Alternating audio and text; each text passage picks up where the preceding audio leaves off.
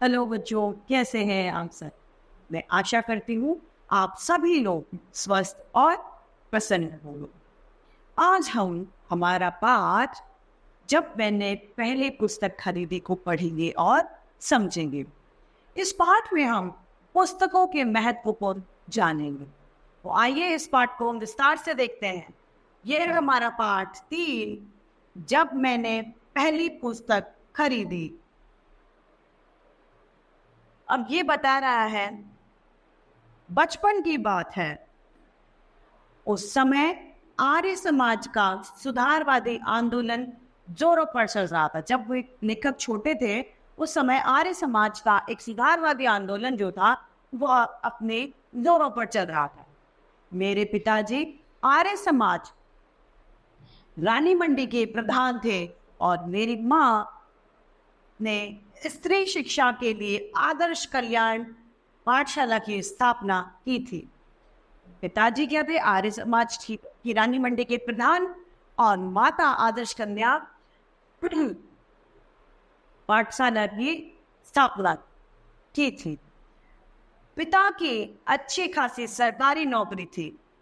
Burma road जब बन रही थी तब उन्होंने बहुत कमाया था, लेकिन मेरे जन्म से पहले ही गांधी जी के आह्वान पर उन्होंने सरकारी नौकरी छोड़ दी थी। अब क्या हुआ कि उनके पिताजी की जो सरकारी नौकरी थी और बर्मा रोड पे जब बन रहा था उस समय उनके पिताजी ने काफी सारा धन एकत्रित किया, लेकिन जब गांधी जी ने आह्वान किया तो उन्होंने अपनी सरकारी नौकरी को छोड़ दिया था। हम लोग बड़े आर्थिक कष्टों से गुजर रहे थे, फिर भी घर में नियमित पात्र पत्रिकाएं आती थी। क्या होता था? हम लोग बहुत गरीबी की स्थिति में जी रहे थे, लेकिन फिर भी तरह तरह की पत्र पत्रिकाएं किताबें आती रहती थी। आर्य मित्र, साप्ताहिक, वेदोदय, सरस्वती, गृहिणी और दो बल पत्रिकाएं खास मेरे लिए बाल सखा और चमचम। उनमें होती थी परियों, राजकुमारों, दानवों और सुंदर राजकन्याओं की कहानियां और रेखा चित्र। अब ये जो है ये सभी पत्र पत्रिकाओं के नाम हैं और जो दो इस बच्चे के लिए बनाई जाती थी उनको इससे बाल सखा और चमचम थी, जिनमें राजकुमार और दानवों और सुंदर परियों की, सुंदर राजकुमारियों की कहानियां होती थी। मुझे पढ़ने की चाह लग गई। हर समय पढ़ता रहता। खाना खाते समय भी थाली के पास पत्रिकाएं रखकर पढ़ता। अपनी दोनों पत्रिकाओं के अलावा भी सरस्वती और आर्य मित्र पढ़ने की कोशिश करता था। अब वो दो पत्रिकाएं जो बाल सखा और चमचम, इनके साथ में वह आर्य मित्र और सरस्वती नाम की जो पत्रिका थी उनको भी पढ़ने की वह कोशिश करने लगा। घर में अन्य पुस्तकें भी थी। उनके अलावा घर में और भी पुस्तकें किताबें थी।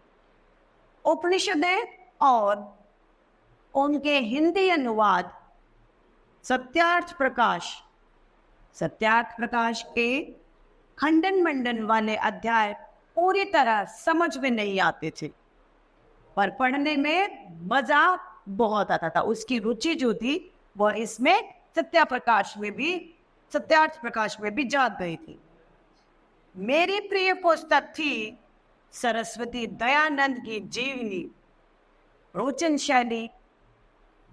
रोचक शैली में लिखी हुई, अनेक चित्रों से सुसज्जित। अब उनकी प्रिय पुस्तक में क्या था? सरस्वती दयानंद जी की जीवनी थी। वे तत्कालीन पाखंडों के विरुद्ध अदम्य साहस दिखाने वाले अद्भुत व्यक्ति थे। वे क्या करते थे? झूठ, पाखंड और अंधविश्वास के विरुद्ध खड़े होने वाले अद्भुत व्यक्ति थे। कितनी ही रोचक घटनाएं थी उनके जीवन में जो मुझे बहुत प्रभावित करती थी। दयानंद सरस्वती जी की जो जीवनी थी वो उनको बहुत ज्यादा प्रभावित करती थी। चूहे को भगवान का प्रसाद खाते देखकर मान लेना कि प्रतिमाएं भगवान नहीं होते। घर छोड़कर भाग जाना, तमाम तीर्थों, जंगलों, गुफाओं, हिम शिखरों पर साधुओं के बीच घूमना और हर जगह इसकी तलाश करना कि भगवान क्या है, सत्य क्या है। जो भी समाज विरोधी मनुष्य विरोधी मूल्य हैं, रूढ़ियां हैं, उनका खंडन करना और अंत में अपने हत्यारे को क्षमा कर उसे सहारा देना, यह सब मेरे बाल मन को बहुत रोचक करता था। अब ये क्या करते थे, जो उनकी कहानियां थी उसकी जीवनी में, उन्होंने यह साधुओं के साथ घूमना, उनकी तलाश करना कि भगवान आखिर है क्या, सत्य क्या है, जो समाज के विरोधी लोग हैं उनका सामना करना, उनका खंडन करना और आखिर में अपने हत्यारे को क्षमा कर उसे ही सहारा देना। ये सब बातें लेखक को बड़ा अंदर से रोमांचित करती थी। माँ स्कूली पढ़ाई पर जोर देती थी। माँ क्या करती थी? स्कूल की पढ़ाई पर जोर देती थी कि किताबें जो है आपको पढ़ो। चिंतित रहती थी कि लड़का कक्षा में किताबें नहीं पढ़ता, पास कैसे होगा। किंतु खुद साधु बनकर फिर से भाग गया तो पिता कहते, जीवन में यही पढ़ाई काम आएगी, आगे बढ़ने दो। मैं स्कूल नहीं भेजा गया था, शुरू की पढ़ाई के लिए घर पर मास्टर रखे गए थे। पिताजी नहीं चाहते थे कि नासमझ उम्र में मैं गलत संगति में पढ़कर अपशब्द सीखूं, बुरे संस्कार ग्रहण करूं। अतः मेरा स्कूल में मेरा नाम लिखवाया गया। अंततः मेरा स्कूल में नाम लिखवा दिया। पहले उनको घर में ही पढ़ाया गया और आखिर में उन्होंने स्कूल में उसका नाम लिखवा दिया गया। जब मैं कक्षा 2 तक की पढ़ाई घर पर ही कर चुका था, तीसरे दर्जे में भर्ती हुआ। अब वो तीसरी कक्षा में उसको प्रवेश एडमिशन मिला। उस दिन शाम को पिता उंगली पकड़कर मुझे घुमाने ले गए। लोकनाथ की एक दुकान से ताजा अनार का शरबत मिट्टी के कुल्हड़ में पिलाया। अब पिताजी घुमाने ले गए और अनार का जूस भी पिलाया और सर पर हाथ रखकर बोला, वादा करो कि पाठ्यक्रम की किताबें भी इतने ही ध्यान से पढ़ोगे, माँ की चिंता को मिटाओ। अब पिताजी ने उनको बोला कि आप मुझसे प्रॉमिस करो कि आप अपने कोर्स की, आप अपने सिलेबस की बुक्स को भी, किताबों को भी उतने ही रुचि से पढ़ोगे जितने से आप अन्य किताबों को पढ़ते, और अपनी जो माँ की जो चिंता है वो आप जरूर मिटा दोगे। उनका आशीर्वाद था या मेरा जी तोड़ परिश्रम कि तीसरे चौथे दर्जे पर मेरे अच्छे नंबर आए और 5वें दर्जे में तो मैं फर्स्ट आया। अब यह तो उनका आशीर्वाद था या मैंने उनकी बात को गांठ बांधकर इतनी मेहनत करी कि मैं 5वें दर्जे में तो प्रथम स्थान प्राप्त कर गया। माँ ने आंसू भरकर गले लगा लिया। पिता मुस्कुराते रहे और कुछ बोले नहीं। माँ खुशी के मारे आंसू निकल आए और उन्होंने माँ ने गले लगा लिया, लेकिन पिताजी चुपचाप खड़े रहे। अंग्रेजी में मेरे नंबर सबसे ज्यादा थे, अतः स्कूल से इनाम में 2 अंग्रेजी किताबें और मिली। अब किताब क्या मिली? उन्हें एक उपहार के रूप में मिली, इनाम के रूप में मिली। एक में 2 छोटे छोटे बच्चे घोंसले की खोज में बागों और कुंजों में भटकते हैं और इस बहाने पक्षियों की जातियां, उनकी बोलियां, उनकी आदतों की जानकारी हमें मिलती है। और दूसरी किताब में ट्रस्टी द रग, जिसमें पानी के जहाजों की कथाएं थी। पहले में क्या था? पक्षियों की जातियों का बोलना चालना और इधर उधर जाना, उसके बारे में विवरण था। और दूसरी किताब में पानी के जहाज की कथाएं थी। कितने प्रकार के होते हैं, कौन कौन सा माल लाद कर लाते हैं, कहाँ ले जाते हैं, नाविकों की जिंदगी कैसी होती है, कैसे कैसे जीव मिलते हैं, कहाँ ढेल होती है, कहाँ शार्प होती है, आदि इन सब की जानकारी उस दूसरी किताब में मौजूद थी। इन दो किताबों ने एक नई दुनिया का द्वार मेरे लिए खोल दिया। अब जो ये दो किताबें थी, इन्होंने एक उसकी जिंदगी के लिए नया जीवन का किवाड़ खोल दिए। पक्षियों से भरा आकाश और रहस्य से भरा समुद्र। पक्षियों के बारे में हम क्या जानते हैं? बहुत कुछ कम।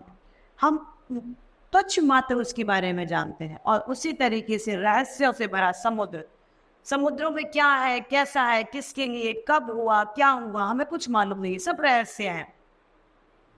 पिता ने अलमारी के एक खाने में अपनी चीजें हटाकर जगह बनाई और मेरी दोनों किताबें उस खाने में रखकर कहा, जो किताबों की अलमारी थी उसमें से जगह करी और उस बच्चे की किताबें रखकर कहा, आज से यह मेरा खाना तुम्हारी अपनी किताबों का है। अब क्या कहता है पिताजी की, जो ये मेरा खाना था जिसमें मैं अपनी किताबें रखता था, आज से वह तुम्हारा हो गया। यह तुम्हारी लाइब्रेरी है। यहां से आरंभ हुई उस बच्चे की लाइब्रेरी। यहां से क्या आरंभ हुई? उस बच्चे की लाइब्रेरी, मतलब पुस्तकालय, यहां से उसका शुरू हो गया।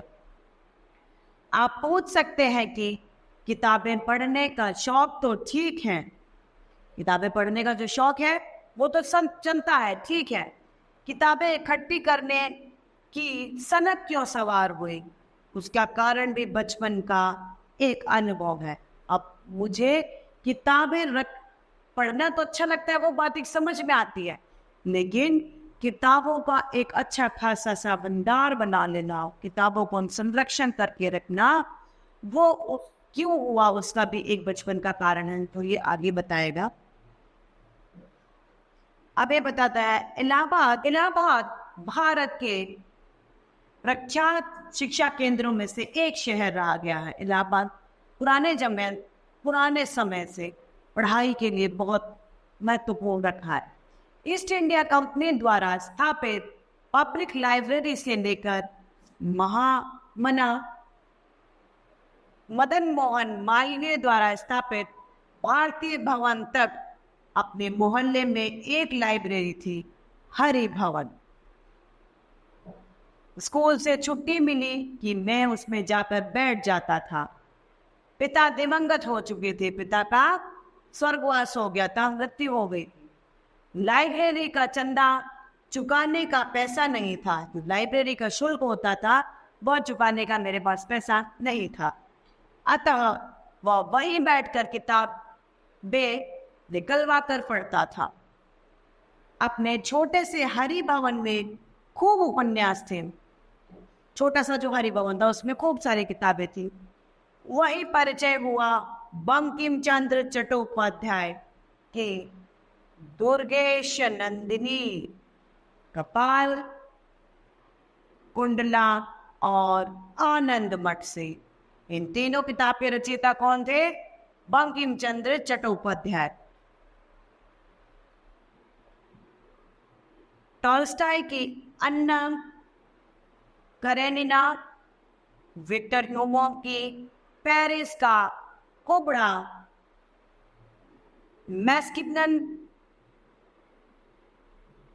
मैक्सिक गोरवी की गदर, मैक्सिम गोरवी की मदर, और सबसे मनोरंजक सरवारीज का चरित्र वीर यानी डॉन क्विक्सोट, हिंदी के भी माध्यम से सारी दुनिया के कथा चित्रों से मुलाकात करना कितना आकर्षक था। लाइब्रेरी खुलते ही पहुंच जाता और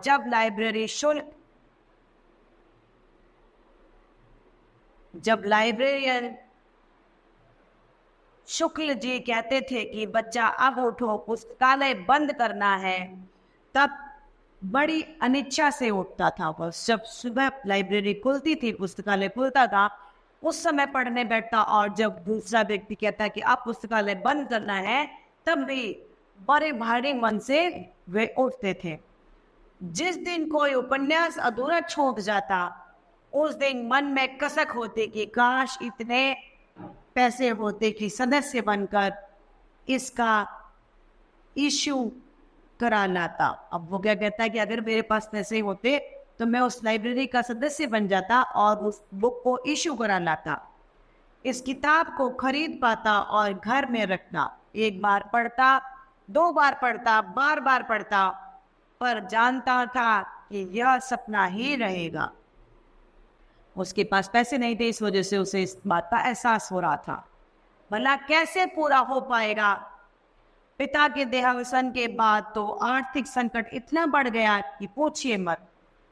फिर भी मैंने जीवन की पहली साहित्यिक पुस्तक अपने पैसों से कैसे खरीदी, यह आज तक याद है। उसे क्या याद है कि उसने अपने साहित्य वाली पुस्तक कैसे खरीदी, उसे आज भी इस बात की याद है। उस साल इंटरमीडिएट पास किया था। पुराने पाठ्य पुस्तकें बेचकर बीए की पाठ्य पुस्तकें लेने सेकेंड हैंड बुक शॉप पर गया था। पहले पुरानी किताबें मिल जाती थी, वो सेकेंड हैंड बुक शॉप, वहाँ पर जो पुरानी किताबें मिलती थी उसे सेकेंड हैंड बुक शॉप कहा जाता। उस बार जाने कैसे पाठ्य पुस्तकें खरीद कर भी 2 रुपए बच गए। सामने के सिनेमा घर में देवदास लगा था, न्यू थिएटर्स वाला, बहुत चर्चा थी उसकी। लेकिन मेरी माँ को सिनेमा देखना बिल्कुल नापसंद था। माँ को बिल्कुल अच्छा नहीं लगता था।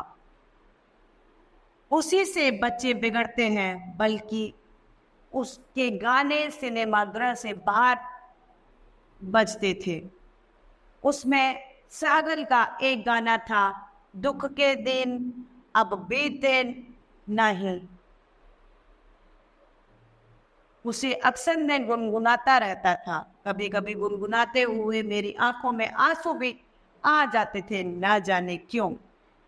क्योंकि उसकी स्थिति बड़ी गंभीर थी, आर्थिक स्थिति बहुत ज्यादा तंगी थी। तो वह इस गाने को कभी कभी गाता और अपनी आंखों में आंसू भर लाता था, मतलब दुख की वजह से वह रोने लगता था। एक दिन माँ ने सुना, माँ का दिल तो आखिर माँ का दिल होता है। हमारी माएँ हमको सबको बहुत प्यार करती है। वो कई बार हमारे बोलने से पहले ही हमारी इच्छा को जान जाती है, क्योंकि वे हमारी माँ है। माँ का कोई भी कर्ज हम कभी भी किसी भी स्वरूप में अदा नहीं कर सकते। एक दिन बोली, दुख के दिन बीत जाएंगे बेटा, दिल इतना छोटा क्यों करता है, धीरज से काम हो। अब माँ कहती है ये दुख के दिन जो है वो भी बीत जाएंगे, थोड़ा धैर्य रखो अपने अंदर। जब उन्हें मालूम हुआ कि यह तो फिल्म देवदास का गाना है, तो सिनेमा की घोर विरोधी माँ ने कहा, अपना मन क्यों मारता है, जाकर पिक्चर देख आ। अब उस माँ ने ऐसा क्यों कहा, जिसे इतनी नफरत थी सिनेमा से? उसने सिर्फ और सिर्फ अपने बेटे की इच्छा और मन के लिए। उसे पता था कि उसके बेटे को पिक्चर देखनी है, इस वजह से उसने बड़े भारी मन से अपने माँ, उसका कर्ज निभाते हुए माँ का फर्ज निभाया और अपने बेटे को पिक्चर देखने की अनुमति दे दी। पैसे मैं दे दूंगी, माँ ने बताया कि किताबें बेचकर 2 रुपए मेरे पास बचे हैं। अब उसने बता दिया कि माँ मेरे पास में 2 रुपए अभी बचे हैं। वे 2 रुपए लेकर माँ की सहमति से फिल्म देखने गया। पहला शो छूटने में देरी थी। पास में अपनी परिचित बुक की दुकान भी थी, वही चक्कर लगाने लगा। सहसा देखा काउंटर पर एक पुस्तक रखी थी, देवदास। अब जो वह देखने जा रहा था वही पुस्तक देवदास काउंटर पे रखी हुई थी। लेखक शरद चंद्र चट्टोपाध्याय, दाम केवल 1 रुपए। अब वो देखने जा रहा था, उसमें 2 रुपए लगते, लेकिन वो पुस्तक का मूल्य केवल 1 रुपए था। मैंने पुस्तक को उठाकर उल्टी पलटी तो पुस्तक विक्रेता बोला, तुम विद्यार्थी हो, यही अपनी पुस्तकें बेचते हो, हमारे पुराने ग्राहक हो, तुमसे अपना कमीशन नहीं लूंगा, केवल 10 आने में ये किताब दे दूंगा। अब वो क्या बोला, कि आप मुझसे यहाँ पुरानी किताबें खरीदते हो और बेचते हो। आप मेरे पुराने ग्राहक हो। तुम्हारे मन की वजह से मैं तुम्हें यह 1 रुपया न लेकर सिर्फ और सिर्फ यह किताब 10 आने में तुम्हें दे दे। मेरा मन पलट गया। 1.5 रुपए में पिक्चर देखी, 10 आने में देवदास खरीदी, जल्दी जल्दी घर लौट आया और 2 रुपए में से बचे 1 रुपया 6 आना माँ के हाथों में रख दिया। अब उसने क्या किया, थोड़े पैसे बचा के जो बचे थे पैसे वो सभी माँ को दे दिए। अरे तू लौट कैसे आया, पिक्चर नहीं देखी? माँ ने उससे पूछा। नहीं माँ, फिल्म नहीं देखनी, यह किताब ले आया देखो। माँ की आंखों में आंसू आ गए खुशी की। माँ को लगा कि मेरा बेटा कितना समझदार है कि उसने पैसों का सदुपयोग किया। वह मैंने अपने पैसों से खरीदी, मेरी अपनी निजी लाइब्रेरी की पहली किताब थी।